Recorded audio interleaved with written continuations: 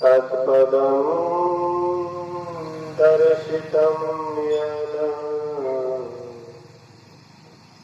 तस्मै श्रीगुरुवे नमः। धन्य धन्य सतगुरु सुखदा महिमा कही ना जाए। जो कछु कहो तुम्हारी कृपा मोते कछु न बसाए। सर्वत्र सर्वदा वर्तमान सद्गुरु महाराज जी के पावन चरणों में कोटि कोटि नमन। उपस्थित गुरुजन, धर्म प्रेमी सत्संगी बंधुओं, पूजनीय माताओं तथा भक्तिमती बहनों,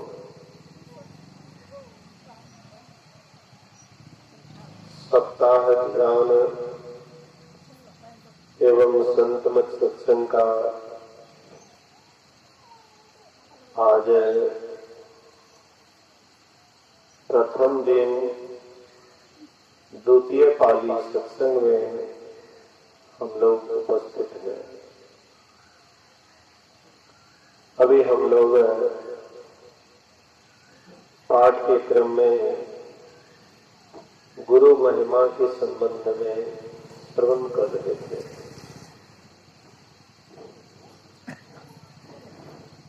असल में गुरु कहते हैं किसको?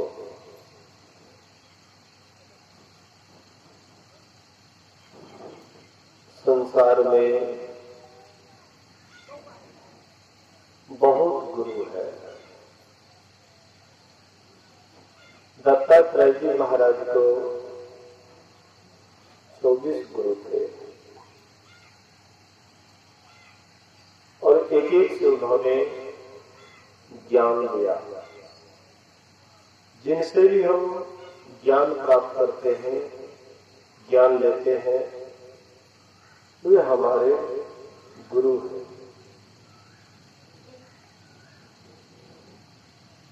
तो पूरा संसार ही गुरु के मोहताज है।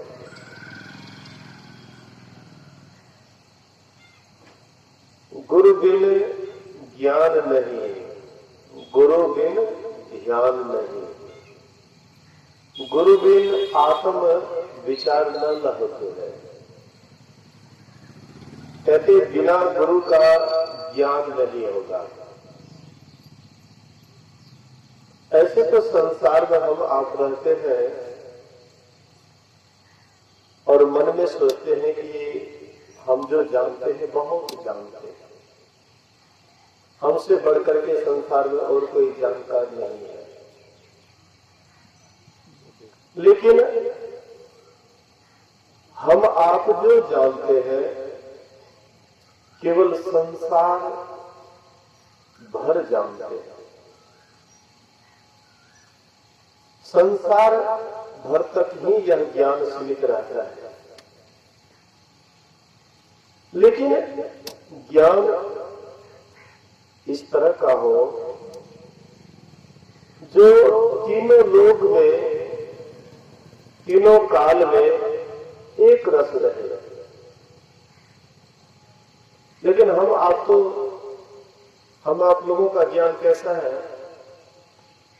जैसे गिरगिट होता है, गिरगिट दिन में 12 रंग बदलता है। ऐसे हम लोगों का मन भी बहुत रंग का होते रहता है। बहुत विचार हमारे अंदर में आते रहते हैं।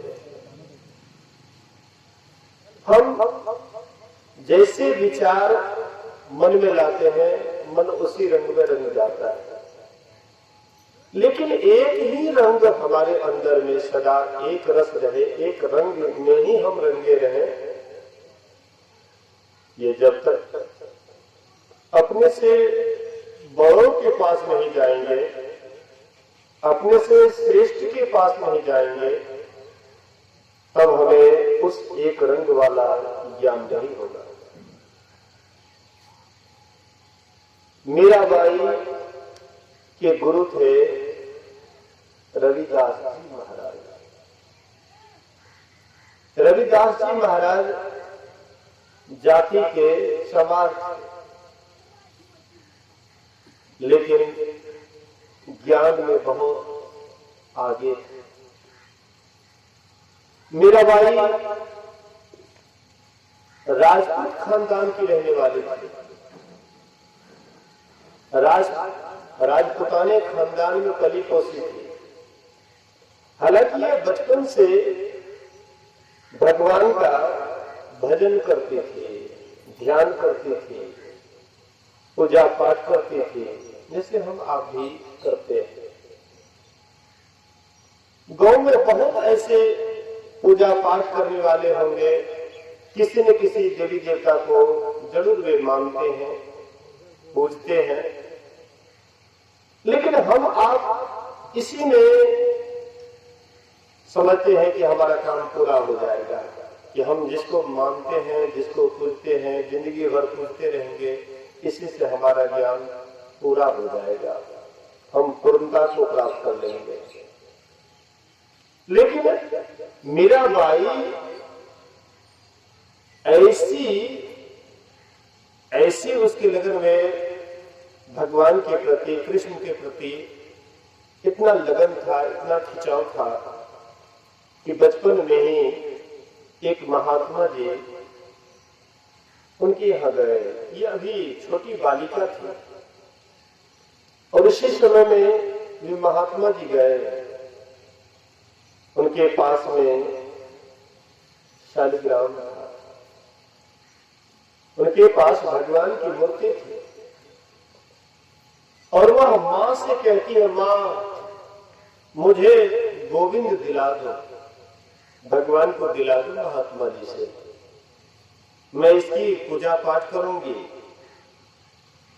मां कहती है, बेटी ये खेलने वाला नहीं है, इसलिए हट करना छोड़ दे। बोले कि नहीं मां, हमको ये चाहिए। हट करने लगी। उसके माता पिता महात्मा जी से कहते हैं, महात्मा जी मेरी बेटी बड़ा जिद करती है कि ये मूर्ति हमको दे दीजिए। महात्मा जी बोले, नहीं, बच्चों का खेल खेलने वाला मूर्ति नहीं है, हम इसका पूजा पाठ करते हैं, नहीं देंगे। महात्मा जी चले गए लेकर से। और महात्मा को रात में स्वप्न होता है कि वह बच्ची मांग रही थी, तो तुमने मुझे क्यों उसके पास क्यों नहीं छोड़ा, चलो मुझे उसके पास छोड़ो। भगवान डांटे, फटकारे, घोड़े भिनसरे में महात्मा आए और कहते हैं कि देखिए आप अपने बच्चे की ये मूर्ति दे दीजिए। ले लेती है और उस दिन से बड़ी श्रद्धा से, पूरे विश्वास के साथ वह मूर्ति को पालने पोसने, मतलब उसकी पूजा पाठ करने लग जाती है। बड़ा प्रेम,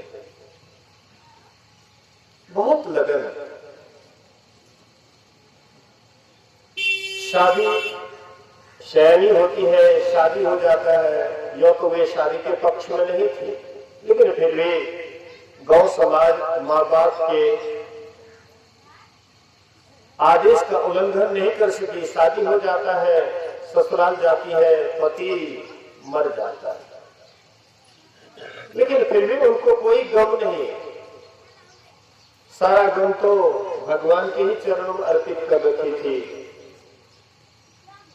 लेकिन फिर भी उनके अंदर अधूरापन बुझाया। इतना पूजा पाठ करने के बावजूद भी भगवान अपने से बोले कि मुझे उसके पास पहुंचा दो। इतनी बड़ी भक्तिनी, लेकिन फिर भी वह मीराबाई भी रविदास जी महाराज के चरण शरण में गई। युक्ति वह भी जानी और करने लगी। परिणाम हुआ कि भगवान को पाली, भगवान कृष्ण को पाली। अब ऐसे ऐसे पूजा पाठ करने वाले भी जब भगवान के शरण में रहने वाले भी गुरु के शरण में गए और तब उसका उद्धार हुआ। और हम आप सोचते हैं कि चलो इसी पूजा पाठ से हमारा काम चल जाएगा। हम यही सोच करके अपने ज्ञान में ही सीमित रह जाते हैं, इस ज्ञान को और फैलाते नहीं है, बढ़ाते नहीं है। रामकृष्ण परमहंस जी महाराज जो बंगाल के रहने वाले थे,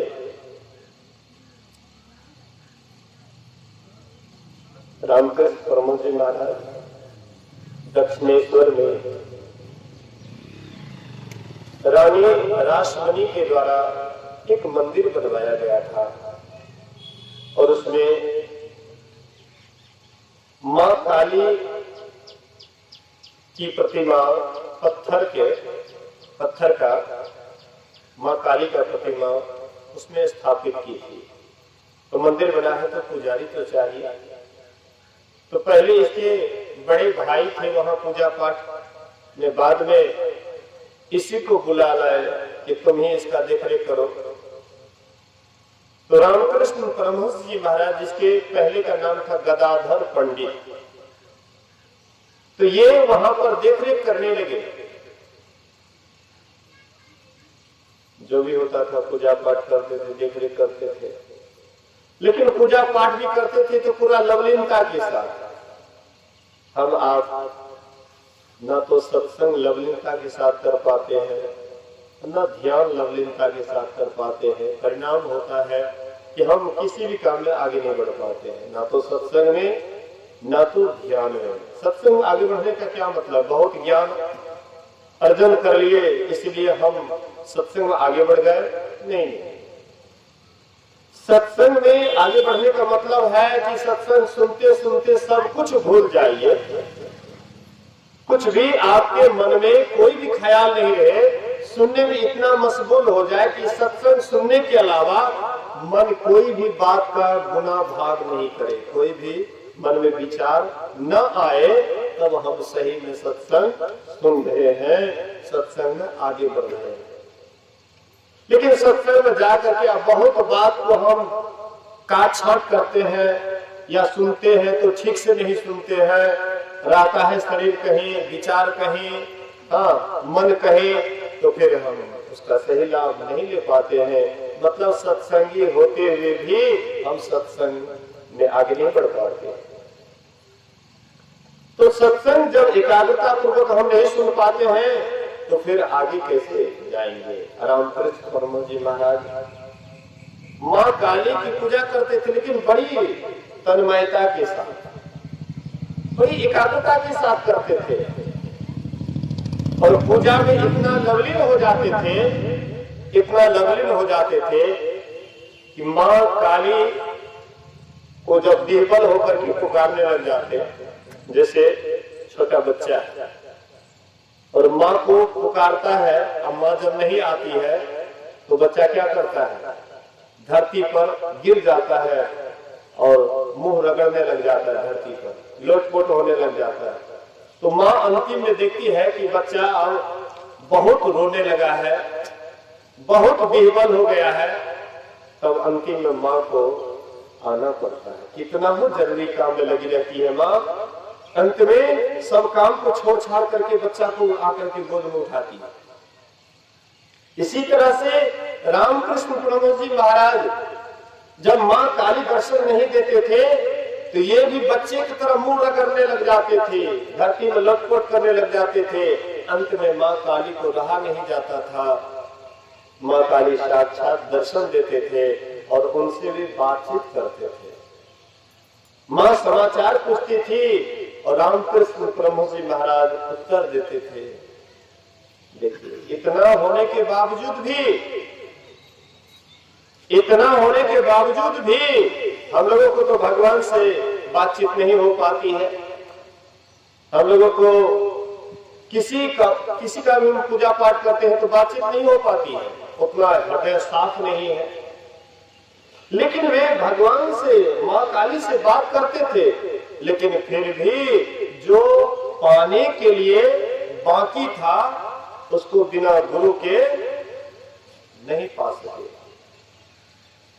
इसलिए कहते हैं गुरु बिना ज्ञान नाही, गुरु बिना ध्यान नाही, गुरु बिना आत्म विचार ना लहतु है। गुरु बिना ज्ञान नहीं, असली ज्ञान गुरु के बिना नहीं होगा। हम जिस ज्ञान को पकड़े हुए हैं वो नकली ज्ञान है। ये कौन ज्ञान है जानते हैं? जैसे तोता को हम आप राम राम, राधे श्याम आदि सिखा देते हैं, लेकिन वह तोता तब तक रटता है जब तक वह पिंजरा में रहता है। अब पिंजरा से बाहर निकला और कहीं बिल्ली उसको पकड़े तो वह राम राम राधे श्याम बोलना भूल जाता है, तब वह टे करने लग जाता है। वही ज्ञान हम लोगों के पास है। बचपन से हम लोग राम राम रट लेते हैं, कृष्ण कृष्ण रट लेते हैं, काली दुर्गा रट लेते हैं, या किसी का पूजा पाठ करते हैं, और अंतिम समय जब जमराज आता है, छाती पर चढ़ता है, तो उस समय में तब राम राम राधे श्याम या कृष्ण या शिव या काली दुर्गा सब भूल जाते हैं। ओ बा मैं गो आपके ना बच गए, हो बाप मैं गो। उस समय में तब राम नहीं याद आता है। राम आएगा कैसे याद? राम को तो हम केवल एक राजा समझे हुए हैं कि महाराज दशरथ के पुत्र राम। हम एक साधारण मनुष्य समझे हुए हैं, राम कैसे याद आएगा? राम के गहराई में जाएंगे, अपने शरीर के गहराई में जाएंगे, गुरु से युक्ति लेकर के अंतर की अंतिम तह में जाएंगे। उस गहराई में जाने के बाद तब जब अंतिम समय आएगा तो उस समय में तब वह शब्द छूटेगा नहीं। बाबा कह रहे थे ना कि हम आप जब करते हैं तो सोचते हैं इसी से हमारा कल्याण हो जाएगा। ये जब तो एक आधार है, और ये जब कभी जपते हैं तो कभी भूल जाते हैं, लेकिन भीतर का जब शब्द मिल जाता है तब कैसे होता है? टूटे न तार भजन करू निश दिन, टूटे न तार भजन करू निश दिन। तब दिन रात भजन होते रहता है और वह तार टूटता नहीं, वह तार टूटता नहीं है। वैसा वह शब्द है, उसमें इतनी शक्ति है तो दिन रात एक बार भी आपका पीछा नहीं छोड़ता है। उठत बैठत सोवत जागत टुक बेहेल नहीं तारा, झिन झिन जंतर निस्दिन बाजे जम जालिम पथियारा। जब वह सब सुनने लग जाते हैं तो जम जालिम भी पछाड़ खा जाते हैं। तब आपको डंडा नहीं दिखा करके नमस्कार करते हैं। जब वो शब्द को आप सुनने लगेगा तब वो नमस्कार करेंगे। लेकिन इधर है स्थूल, जब ध्यान में लगे हुए हैं, स्थूले से हम चाहते हैं कि हमारा परम कल्याण हो जाएगा, हुआ नहीं, होता नहीं, वो होनहारा है नहीं। ये स्थूल तो एक सहारा है, लंगड़ी गाड़ी का। बाबा बराबर कहते रहते लंगड़ी गाड़ी का। लंगड़ी गाड़ी जैसे बच्चा अपने से चल नहीं पाता है तो क्या करते हैं, 3 पहिया वाला लकड़ी का गाड़ी उसको बना करके देते हैं और पकड़ करके गड़काते हैं। लंगड़ी गाड़ी उसके सहारे से चलती है। लेकिन चलते चलते जब अभ्यस्त हो जाते हैं तो लंगड़ी गाड़ी की आवश्यकता नहीं होती है। तब बिना गाड़िए का लोग कहते हैं कि बंदर से मनुष्य निकले, बंदर जाति से मनुष्य का पैदा हुआ। तो बंदर जैसे 4 पैर पर चलते हैं तो हम लोग तो 4 पैर पर नहीं चलते हैं। अब 4 पैर पर चलते तो कोई काम कर पाते, कोई नौकरी, कोई ड्यूटी, कोई मजदूरी या कोई और काम। दोनों हाथ पर जब चलने में ही लगा रहता तो कोई काम कर पाते नहीं कर पाते।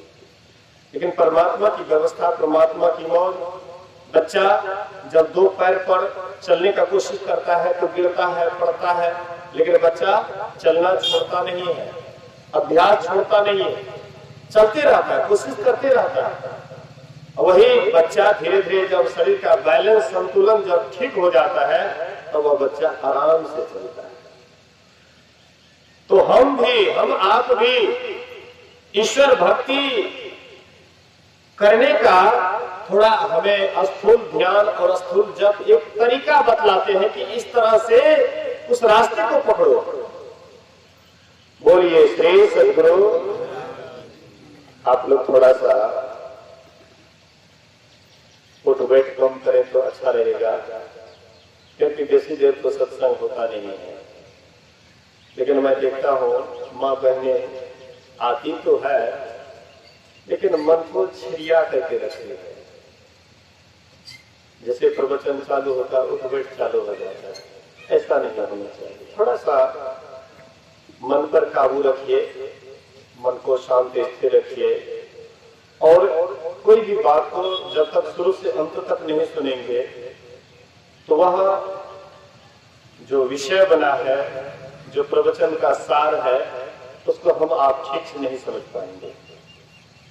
शरीर हिलता है तो समझ जाइए आपका मन हिला, और फिर आप जो सुन रहे हैं वह बात गौण हो जाता है, फिर और ही बात चलने लग जाता है। इसलिए शांत स्थिर होकर के सुने। बोलिए श्री सद्गुरु। तो मेरे कहने का आशय है कि जीवन में गुरु की अति आवश्यकता है। रामकृष्ण परमहंस जी महाराज बहुत पूजा पाठ करते थे, माँ काली से बात करते थे, लेकिन फिर भी पंजाब तरफ से एक तोता रामपुरी नागा संप्रदाय के महात्मा थे, और वे पंजाब तरफ से आए, और देखिए बड़ा पवित्र है, बड़ा पवित्र हृदय है। अगर मैं यह ब्रह्म ज्ञान इनको दे दूं तो शायद इसी जन्म में ये ब्रह्मत्व को प्राप्त कर लेंगे, इसी जन्म में महापुरुष बन सकते हैं। क्योंकि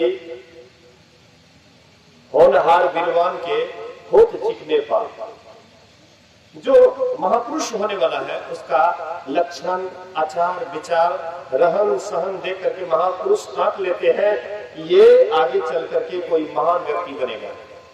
गुरु महाराज जी जब बाबा देवी साहब से मिले थे तो बाबा देवी साहब बोले, लाला तुम आगे बढ़ोगे। और गुरु महाराज को बहुत डांटते फटकारते थे, बराबर डांट फटकार, औरों को उतना नहीं, लेकिन गुरु महाराज को बाबा देवी साहब बहुत ज्यादा देख रेख करते थे, बहुत ज्यादा डांट फटकार करते थे। एक बार बाबा देवी साहब इतना डांटे, गुरु महाराज नदी किनारे चले गए, आंख से आंसू बहा रहे थे। बलभद्र टंडन साहब वे बाबा साहब को कहते हैं, हुजूर कि तो उत्तरी बिहार के लिए अकेले वहां से अकेले आए, और आप जो इस तरह से डांट फटकार करते हैं, बेचारे एकांत में नदी किनारे रो रहे थे, हुजूर आप इतना क्यों डांटते हैं? ये अकेले हैं, बिहार से अकेले आए हैं, उस क्षेत्र से अकेले हैं। इसलिए हुजूर बाबा देवी साहब कहते हैं कि जिस तरह से कोई बाप अपने बेटे को गढ़ता है, जिस तरह से कोई बड़े भाई अपने छोटे भाई को गढ़ता है, मैं भी इसको गढ़ करके बहुत जल्दी आगे बढ़ाना चाहता हूँ, इसलिए इसको ज्यादा डांट फटकार करता हूँ। बोलिए श्री सद्गुरु। यह बात जब गुरु महाराज सुने तो उस दिन से गुरु महाराज जी का जो भी दुख था सब दूर हो गया कि बाबा साहब हमारे हित के लिए ही कहते हैं। एक बार बाबा साहब बोले, लाला भले ही तुमको भरपेट भोजन मिले या ना मिले, लेकिन तुम्हारा जो यश फैलेगा शायद इस तरह का यश किसी का नहीं फैलेगा। तुम्हारा यश बहुत ज्यादा फैलेगा। अब बात सत्य भी है। गुरु महाराज को देखिए, कोने कोने देश विदेश में कहां नहीं गुरु महाराज को जानता है। तो संत मत में बहुत महात्मा बहुत है, लेकिन जो छवि गुरु महाराज जी की है शायद उस तरह का छवि शायद नहीं देखने के लिए मिलेगा। इस छवि से अगर आप तुलना करेंगे तो शायद ही इस तरह का छवि आपको देखने के लिए मिलेंगे। इसलिए मतलब कहने का जो महापुरुष होते हैं उनमें वह लक्षण दिखाई पड़ता है। तो बाबा रामकृष्ण परमहंस जी महाराज पवित्र हृदय को देख करके तोताराम को बोले कि अगर तुम मुझसे ब्रह्म ज्ञान ले लोगे तो शायद तुम इसी जन्म में बहुत आगे बढ़ोगे। तुम्हारा लक्षण बतलाता है, क्योंकि जो खेत साफ सुथरा रहता है, निकौनी हुआ रहता है, उसमें केवल बीज डालने की आवश्यकता पड़ती है, उसमें तो फसल एकदम लहाने लग जाता है। तो वैसे ही तुम्हारा साफ सुथरा है, खेत एकदम साफ सुथरा है, केवल बीज डालने की आवश्यकता है, इसलिए तुम मुझसे ब्रह्म ज्ञान ले लो। रामकृष्ण परमहंस जी महाराज कहते हैं कि जब तक माँ काली हमको नहीं कहेगी, आदेश नहीं देंगे तो हम नहीं लेंगे। तो जाओ एक बार माँ काली से पूछ लो। जब माँ काली ही आदेश देगी तब तुम लोगे, तो एक बार पूछ लो माँ से। तो माँ के पास गए, माँ काली के पास गए और कहते हैं माँ एक महात्मा आए हैं, एक नागा महात्मा आए हैं और वे कहते हैं कि हमसे ब्रह्म ज्ञान ले लो। माँ लो या नहीं? माँ काली कहते हाँ बेटा अवश्य ले लो बेटा ब्रह्म ज्ञान। माँ काली को नहीं कहना चाहिए, क्योंकि उनकी ही पूजा करते थे ना रामकृष्ण परमहंस जी महाराज। जब उनकी करते ही थे तो फिर ब्रह्म ज्ञान लेने की क्या आवश्यकता। लेकिन माँ काली देखे कि ये कमी इनके भीतर रह ही जाएगा अगर ब्रह्म ज्ञानी गुरु के पास नहीं जाएगा। इसलिए बेटा ये तुममें कमी है, जाकर के ले लो ब्रह्म ज्ञान। रामकृष्ण परमहंस जी महाराज आए और बोले कि गुरुदेव ठीक है, हमें ब्रह्म ज्ञान दे दीजिए। ब्रह्म ज्ञान दे दिए। वे बरंदा पर टहल रहे थे और इनको बोले कि तुम इस तरह का अभ्यास करो। लेकिन जब वे अभ्यास करने के लिए बैठते थे, माँ काली का ही मूर्ति सामने आ जाता है। बोले किसका ध्यान करते? बोले कि ऐसे ऐसे। बोले कि नहीं वहां से ख्याल हटाओ, मतलब स्थूल से अपने वृत्ति को चेंज करो। जो तुम देख रहे थे उधर मत देखो, जो नहीं देखे हो उसको देखो। यही तो संत मत बतलाता है। पहले स्थूल जब ध्यान बतलाते, उसके बाद कहते स्थूल ध्यान को त्याग दो, सूक्ष्म ध्यान करो, मतलब बिना देखे हुए को देखो। जो हम आप कभी नहीं देखे उसको देखो। उसमें केवल स्थान है, परिमाण नहीं है। उसमें लंबाई चौड़ाई मोटाई गहराई नहीं है। उसी को बिंदु कहते हैं। ध्यान करो। ध्यान करते तो क्या देखते हो? तो माँ काली सामने आ जाता है। एक फूटा हुआ कांच का टुकड़ा था। तोतारामपुरी वहां शीशा का टुकड़ा लिए और उनके भ्रिकुटी के पिछला मध्य स्थान में ऐसे भौंकते हुए कहते यहां ध्यान कर। कहां कर रहा है? किधर कर रहा है? यहां कर, यहां। तब जब ध्यान किए वहां, तब उनको समाधि लगती। साधना में तब सफलता मिली। तब ये परमहंस हो गए। परम को प्राप्त करके परमहंस हो गए। परम अर्थात परमात्मा, परम परमात्मा को पा करके परमहंस हो गए। इसलिए महापुरुष कहते हैं कि सब चीज हम आप जानते हैं, कोई ज्ञान की कमी नहीं है। संसार में हम कमाते हैं, खाते हैं, हाँ बाल बच्चा पैदा करते हैं, सारी व्यवस्था का देखरेख करते हैं, नौकरी करते हैं, चाकरी करते हैं, जो जिसको जो मिलता है करते हैं। लेकिन सब कुछ करते हुए अगर तुम ब्रह्म ज्ञानी के गुरु के पास नहीं गया और केवल पूजा पाठ में ही लग करके रह गया, तो शायद हम सही चीज को प्राप्त नहीं कर पाए। इसलिए महापुरुष कहते हैं कि पूजा पाठ कोई खराब चीज नहीं है। पूजा पाठ शुरू में तो पूजा पाठ ही लोगों को श्रद्धायुक्त बनाता है। इस बीच में हम लोग गए थे, सुपौल से भी आगे पड़ता है सुखपुर। सुखपुर गए हुए थे, वहां पर 3 दिन का आयोजन था। वहां पर हनुमान, पंचमुखी हनुमान मूर्ति का मतलब क्या कहते, प्राण प्रतिष्ठा था।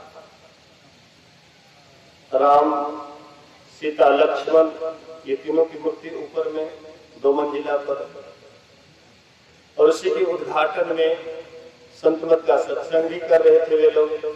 और देखिए बड़ी श्रद्धा, सत्संगियों में वैसे श्रद्धा नहीं देखते हैं साधु के प्रति, लेकिन उन लोगों को कैसे बाबा को रखे, कहाँ बाबा को रखे, इतना प्रेम से विह्वल होकर के बातचीत करते थे। हाँ, हम लोगों को भी आश्चर्य लगता था, देखिए कितनी श्रद्धा है। श्रद्धावान लभते ज्ञानम। उनको ऐसे नहीं बुझा रहा था कि ये अलग मत के हैं, हम अलग मत के हैं, इसीलिए इनसे एलर्जी रखना चाहिए, इनसे कुछ नहीं सीखना चाहिए। बड़ी श्रद्धा के साथ एक एक बात पूछते थे, और वे लोग भी कुछ कुछ बोलते थे, हम भी सोचते थे देखिए ना बढ़िया श्रद्धा युक्त हो। पूजा पाठ से साधु महात्मा हटाते नहीं है, बल्कि कहते हैं कि सब दिन पूजे पाठ करते मत रह जाओ।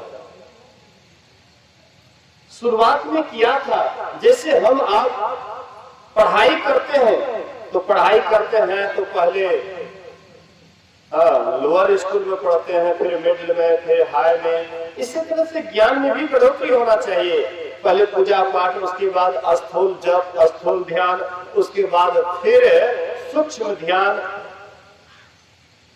शून्य ध्यान, सबके मनमाना, अब तुम बैठो आत्म स्थान। लेकिन ये बात बिना गुरु से कैसे समझेंगे? पूरा संसार गुरु के मोहताज है। जो भी गुरु के शरण में जाते हैं वही एक दिन ब्रह्मानंद को पाते हैं। आज पूरा संसार में देखिए, अपना अपना संप्रदाय बना करके एकदम बैठे हुए हैं। संप्रदाय के नाम पर झगड़ा कर रहे हैं, लड़ाई कर रहे हैं, दंगा फसाद कर रहे हैं, लेकिन मूल ज्ञान से कोई मतलब नहीं है। असली ज्ञान से कोई मतलब, क्योंकि उनको वे जहां पर अटके हुए हैं तो सोचते हैं कि हम यहीं पर खूब हैं, हमारा ही भगवान सबसे बड़ा है, उसका भगवान छोटा है। वो तो पत्थर को पूजता है, वो तो वृक्ष को पूजता है, वो तो ऐसे करता है, वो तो वैसे करता है, उसका खंडन, उसका खंडन।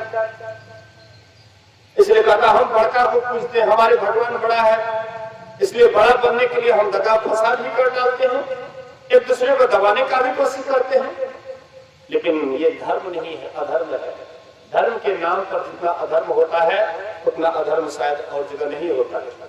जितना खून खराबी धर्म के नाम पर होता है उतना खून खराबी और कहीं नहीं होता है। जितना खून इस धरती पर धर्म के नाम पर बहा है उतना अधर्म के नाम पर इस धरती पर खून नहीं बहा है। हम धर्म को समझ नहीं पाते हैं, हम धर्म के सूक्ष्म भेद को समझ नहीं पाते हैं। इसलिए हम अपने अहंकार में, हम अपनी बड़ाई में, हम अपने धर्म की विशेषता में कि हमारे जैसे ही पूरा संसार हो जाए, हम जिसको मानते हैं पूरा संसार उसी को माने। गुरु महाराज कहते थे कि ये कभी नहीं हो सकता। तुम जिसको मानते हो पूरा संसार ही उसी को माने, ये कभी हो नहीं सकता है। यहाँ पर बहुत संप्रदाय है। इस्लाम है, अल्लाह को मानता है। क्रिश्चियन है, वह गॉड को मानता है। सिख है गुरु को मानते हैं, हम आप भी गुरु को मानते हैं। संत महापुरुष कहते हैं कि धर्म के गहराई तक जाओ, सूक्ष्म स्तर पर जाओगे तब तुमको नहीं बुझाएगा कि मेरा धर्म बड़ा है और का धर्म छोटा है। रामकृष्ण परमहंस जी महाराज बोले कि मैं कई धर्म में गया, कई मजहब में गया, और उनसे भी बोले कि मैंने एक मौलवी से भी दीक्षा लेकर के ध्यान किया तो मुझे एक ही का दर्शन हुआ।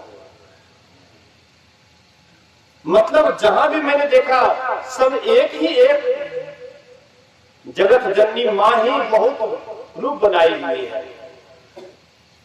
हम आपके अंदर में वह विचार, वह सूक्ष्मतम गहराई नहीं आती है, इसलिए हम दंगा फसाद में लगे रहते हैं, इसलिए हम धर्म के सूक्ष्मतम पर नहीं जा पाते हैं। इसलिए संत महापुरुष कहते हैं कि हम जहां हैं वहां ठीक है, पर किसी अच्छे गुरु की तलाश करो जो आपके भीतर में परमात्मा का दर्शन करने का तरीका बता दे। परमात्मा हमारे अंदर में है, खुद में खुदा है, हमसे वे तनिक भी जुदा नहीं है। खुद में खुदा है और हमसे तनिक भी खुदा जुदा नहीं है, लेकिन हम वह खुदा को कहाँ खोलते हैं? बाहर खोलते हैं। गुरु महाराज कहते बाहर धर्मी हो नहीं प्रभु कोई हो, अभी अंतर धसो हो। अरे बाहर धर्मोगे परमात्मा नहीं मिलेगा, खुदा नहीं मिलेगा। खुदा के नूर से सदा तुम जुदा रहोगे। मुर्शिद कामिल से मिल, सिदक और सबूरी से तकी, जो तुझे देगा कौन शहरत को पानी के लिए। कहते हैं पूरे मुर्शिद से मिलो, पहुंचे हुए गुरु से मिलो। और जब तक पहुंचे हुए गुरु तुम्हारे जीवन में नहीं मिलेंगे तब तक असली धन जो परमात्मा है उसको हम आप कभी प्राप्त नहीं कर सकते हैं। इसलिए गुरु बिना ज्ञान नहीं, गुरु बिना ज्ञान नहीं, गुरु बिना आत्म विचार ना लहतो है। गुरु महाराज जी कहते हैं बिना गुरु की कृपा पाए नहीं जीवन उधारा है। ये जीवन का उद्धार, मनुष्य शरीर का उद्धार कैसे होगा? गुरु महाराज कहते हैं बिना गुरु की कृपा पाए नहीं जीवन उधारा है। फंसी श्रुति आई हम फांसी, अयन सुधी अपनी नासी, भय भव सोग की बासी, कठिन जह के उधारा है। गुरु निजे भेद बतलावे, सूरत को राह दर्शावे, जीव हित आप ही आवे, सूरत को आई तारा है। तुम्हारे भीतर में चंद्र है, सूर्य है, तारे हैं, नक्षत्र हैं, लेकिन जब तक सही गुरु नहीं मिलेंगे सही ज्ञान नहीं होगा। और अंतर में जो बहुत झलक है, भीतर में जो बहुत सारी अनुभूतियां हैं, वे ज्यों का त्यों वैसे ही पड़े रह जाएंगे। जैसे किसी के घर में बहुत खजाने हैं, लेकिन उस खजाने को नहीं जानने के कारण वे गरीब बन करके बैठे हुए, दरिद्र बन करके बैठे हुए। कहते इसी तरह से जब तक सच्चा गुरु नहीं मिलेगा, लाख सिर पटकते रहो, अंतर का रास्ता कभी नहीं मिलेगा। गुरु महाराज जी कहते हैं इसलिए गुरु हित है, गुरु पित है, गुरु ही जीव के मित है। कहते गुरु सबसे बड़ा हितकारी, हित करने वाला है। गुरु पिता है, परम पिता है, गुरु हितु है, गुरु पितु है, गुरु ही जीव के मित्र है। गुरु क्या है? तो जीव के परम मित्र है। गुरु सम को नहीं दूजा, जो जीवन को धारा है। गुरु के समान संसार में और कोई नहीं है जो इस जीव का उद्धार कर सकता है। जीव उद्धार का द्वार पुकार कहा, घट भीतर ही सत्य संतों ने। गुरु महाराज दूसरी जगह कहते हैं जीव उद्धार का, जीव के उद्धार का द्वार पुकार कहा, घट भीतर ही सत्य संतों ने। संस्कृति संताप से कांप रहे, भव घोर भ्रमत जीव हाँप रहे, तुम्हें ढाढ़स दे समुझाए कहे, गुरु नाम सुमर सत्य संतों ने। दूसरी जगह कहते दूसरे पंक्ति में, थे अंध बने फिरते बाहर। अंधा बन करके संसार में घूम रहा था, भटक रहा था। थे अंध बने फिरते बाहिर, अंतर पथ भेद न थे जाहिर, हमें बोधि बुझाय सुझाय दिया, गुरु नाम सुमर सत संतों ने। हम बाहर भटक रहे थे, ईश्वर को बाहर बाहर ढूंढ रहे थे, लेकिन वे संत महापुरुष गुरु क्या करते हैं? तो बाहरी भटकन को हटा देते हैं और अंतर में जो परमात्मा है उसको लखा देते हैं।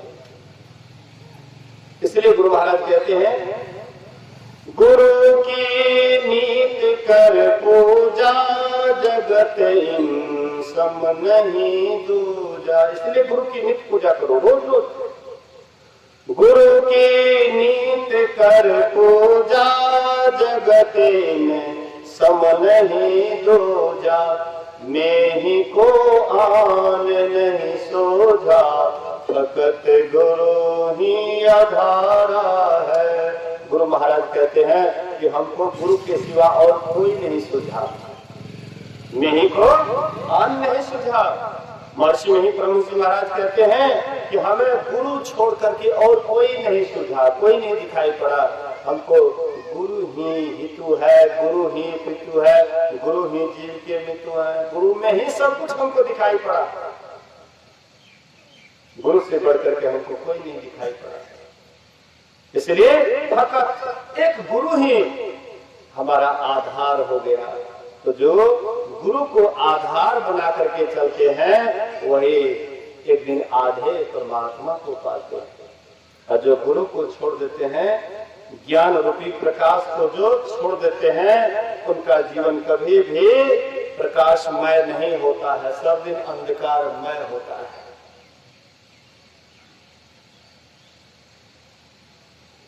तो हम लोगों को ऐसे संत सद्गुरु का तलाश करना चाहिए जो हमें संसार की बातों में उलझा करके वह आंतरिक मार्ग, वह आंतरिक रास्ता, वह आंतरिक भेद बता करके और हम जहां से आए हैं वहां का रास्ता बता करके वहां पहुंचा दे। यही सच्चे संत सद्गुरु की पहचान है। वे बाहर में नहीं भटकाते हैं, वे बाहर में नहीं उजराते हैं, वे आंतरिक मार्ग दे करके, आंतरिक रास्ता बतला करके हम आप जहां से आए हैं वहां पर पहुंचाने का काम एक पहुंचे हुए पूर्ण संत सद्गुरु के ही हवाले हैं। उनके हवाले में हम अपना तन मन धन सब अर्पण करके निहाल हो जाए तो जरूर है कि हमारा इहलोक और परलोक दोनों जीवन सार्थक और सफल होगा। इसी वाणी के साथ मैं अपने प्रवचन में विराम देता हूँ, क्योंकि यहाँ पर पंचकालीन ध्यान है, त्रिकालीन सत्संग है, समय बंधा हुआ रहता है। टाइम टेबल बंधा हुआ रहता है और ये मुझे अच्छा लगता है।